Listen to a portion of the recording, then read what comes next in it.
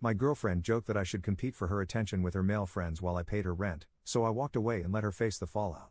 Male, 25 here, and I've been supporting my girlfriend for a while now. We've been together for over 4 years without any breaks or issues between us. We met in a workshop for one of the optional classes I was taking for extra credit, and she ended up asking me for a coffee. For a couple who's been together for over 4 years, you'd think we would have had our fair share of arguments and breakups before we reached a stage where I'm comfortable helping her out with paying her rent. But no, we didn't really have any major fights. I wasn't supporting her from the start as we both had decent jobs right off the bat after graduation. But 2 years in, she said she wanted to follow her dream and pursue independent media. I wanted her to be happy with the work she did, so I told her she should go after her dream and not worry about how things will work out. In the beginning, it was still okay because she had savings and a plan, but pretty soon it was evident that the company she was trying to establish would take more time to turn in profits. She had used all of her savings and invested everything she got from the sponsors into her company. It came to the point where she was due for rent for over 3 months, and that's when she asked for my help. As soon as I found out, I told her she doesn't have to worry about finances and I'll support her until she starts making some profits. Her moving in with me wasn't an option because she had started the company from her home instead of renting out an office space. That's how we ended up with me supporting her. It was all okay until recently when I noticed a change in her behavior. Her workouts are extending day by day, and on more than one occasion, we've gone for a week without talking, texting, or seeing each other. As much as I understand being engrossed in one's work is important, I do think that a healthy work-life balance is important in a relationship. So last Saturday, I took an early day off and went over to her apartment office in the hopes that I'll be able to get her away from her desk and get some fresh air. I rang the bell and one of her friends let me in. They're all in the same field and she had hired her friends to work for her as freelancers. He made a face after seeing me and it put me on edge. That's how things started going downhill.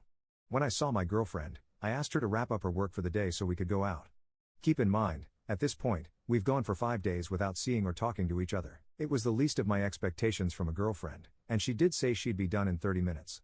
So I decided to hang around and wait for her.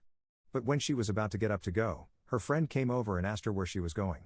She told him she was heading out, but he stopped her by saying she needs to put in the same hours as them and as a boss, she shouldn't leave first. Of course, it was all playful jest and we all knew she could have left as she's the owner. But then she said, if he wants her company so badly maybe she'll stick around for a while longer. I was flabbergasted to hear her give up so easily and not consider how I'd feel about her actions. Instead of losing my mind over this whole situation, I told her politely that we haven't spent any time together. And as she's already wrapped up her work, we should go out and enjoy ourselves. At this, she commented that she's liking the attention she was getting, and maybe I should compete for her attention with her male friends. Of course, I knew it was a joke, but I wasn't in the mood for anything funny. And the way she asked me to compete when I'm her boyfriend rubbed me the wrong way. So I took my bag and told her she can enjoy her time with her friends while I go and have the fun I deserve after slaving for the entire week just to pay up her rent. I thought she'd follow me after I walked out, but she didn't come. In fact, all I got was a text from her saying how I behaved was rude and disrespectful in front of her friends, and that I shouldn't have done that. She didn't even mention how she behaved. I was so furious that she'd actually be so ignorant of my feelings and the state of our relationship that I am now rethinking everything. After the weekend fiasco, I decided that I don't want a woman in my life who depends on me for almost everything in her life, and yet chooses to put me second in front of her friend circle. So I called the landlord and told them that I wouldn't be paying the rent for her apartment, and he was free to ask the people living there to evict me. I didn't think the landlord would take action so fast, but today I received a text from my girlfriend asking me why haven't I paid her rent, and why is the landlord at her apartment serving a notice of eviction. She called me a few times too, but I didn't pick up and eventually blocked her from everywhere. She wanted me to play her little games, but instead I chose to let her friends win and walk away. Now, by the number of texts and calls I've gotten in the past 4 hours, it's clear that her life is falling apart and she has no way to save it. She depended on me too much and underestimated how far I can go when I'm detached from a relationship. Of course, all of this is taking a mental toll on me too, and now that the deed is done, I'm second-guessing how I went about handling the whole situation. I'm rethinking whether I should have just talked it out like adults, but I'm still very much pissed at how flippantly she behaved the last time I saw her. So I wanted an outside opinion on this matter. Am I the a-hole here for essentially ruining her career and her life, or is she the real a-hole who treated me wrong here? Update 1. I've heard people say before that you'll see someone's true colors when they're at their lowest and struggling. And it is so true because I didn't think my girlfriend was capable of going as far as to frighten me with physical violence. She came over to my apartment last night after a week of me ignoring all her texts and calls. I had the security chain on the door, so I didn't open the door completely. And after she tried to force her way inside, I left the chain closed. She demanded an explanation on why I'd cut off the payments for her apartment's rent without telling her first, and why am I behaving like a child. There was irony in being called childish by someone who was choosing physical violence over civil talk. Anyway, I told her I have nothing to explain to her. She is the one who wanted me to compete for her attention, but I chose to walk away from not being treated the way I deserve. It's her fault for not valuing what she had and not appreciating how much of a help I was in her life. I wouldn't have even paid any attention to the things that were wrong in our relationship if not for her blatantly voicing out loud what she thinks of me and where I stand in her life. That just got her more riled up, and she started to reach out for me to harm me in some way, but I backed off and closed the door. She kept banging on the door for another 15 minutes until I told her I've called 911, and if she doesn't go away she'll be going to jail. I'm very scared right now because for the first time in all our time together, I have realized I don't know the limits she could go to. If anything happens, at least these posts and updates are on account of my side of the story. Update 2. My ex-girlfriend has been following me for a while. Actually, following is putting it mildly. She's turned into a crazy stalker and I'm scared to even go out. I noticed a few weeks ago that she's everywhere I go, and based on pure intuition, I started going around in pairs. I called some of my closest friends and they were ready to help me out. We eventually figured out through keeping an eye out that my ex is following me from my home to work and waiting at a nearby cafe until I'm done. Then she follows my route back home and just stays in the neighborhood park. Yesterday, I confronted her about her behavior. Of course, I didn't go alone. I was expecting a fight or maybe more threats, but instead she started crying and begging me to take her back. She said she was sorry for how she behaved and for not realizing sooner how much I meant to her. She said she has always taken me for granted, but now that I've walked away from her, she has realized I am the only man for her, and she's a fool to let go of me. The apology on its own might have swayed me, but paired with her stalking behavior and the physical threats, I didn't want anything to do with her. I told her that I'd moved on and that what she's been doing is making me unsafe. I asked her to stop and even threatened to report her to the cops if she didn't leave me alone. Update 3. I had to get a restraining order. It was a very exhausting and lengthy process to deal with my ex, but I had no other choice. She kept stalking me and once more tried to forcefully make me come back to her. Thankfully, I had a friend by my side who called the cops and they arrested her. I filed my request for a restraining order because I didn't see any other way to be safe. I'm also going to change my apartment and try my best to keep it a secret from her. I wanted to leave this quick update here because so many of you were worried about me in the comments and the DMs. I'm alright. And for now, it seems like my ex is behaving herself. She got bailed out by someone and hasn't shown up anywhere near me, so I think that's a good start, but I'll still be very careful. NTA, you're not the a-hole. Your girlfriend sounds incredibly immature and she needed her ass to be dumped to realize what's important in life, but you can do a lot better than her. You're still young, so don't waste your energy on people who don't deserve it. NTA. Op is not the a-hole for making the girlfriend realize who exactly she's playing with. I think your mistake was supporting her financially and letting her believe that just because you're dating, she could do anything, but better late than never. What you did was the right thing, and if I was in your place, I would have done the same thing. I am the drama this week. I, 16 male, got myself kicked out of Sunday school at my stepmom's church this weekend. My dad married Brenda earlier this year. She has 4 kids, 12 male, 10 female, 9 female, 7 female, that are with her most of the time. And to say their family is religious is like the understatement of all time. The son has to wear formal clothes all the time and can't style his hair. And they're all at church at least 3 times a week and have family Bible time and stuff every day. I wouldn't care except that now that my dad and Brenda are married, they expect me to participate and that's just not my bag. I think it's superstitious, misandrous nonsense, and I always leave stuff at their church feeling icky. I try to get my dad to let me go to my mom's on Sundays to avoid conflict, but that's a non-starter so far. So I try to avoid talking about it. But Brenda is like making it her personal mission to get me saved or something, so the subject comes up regularly. I finally put my foot down about not wanting to go to church with them, and it turned into a big argument.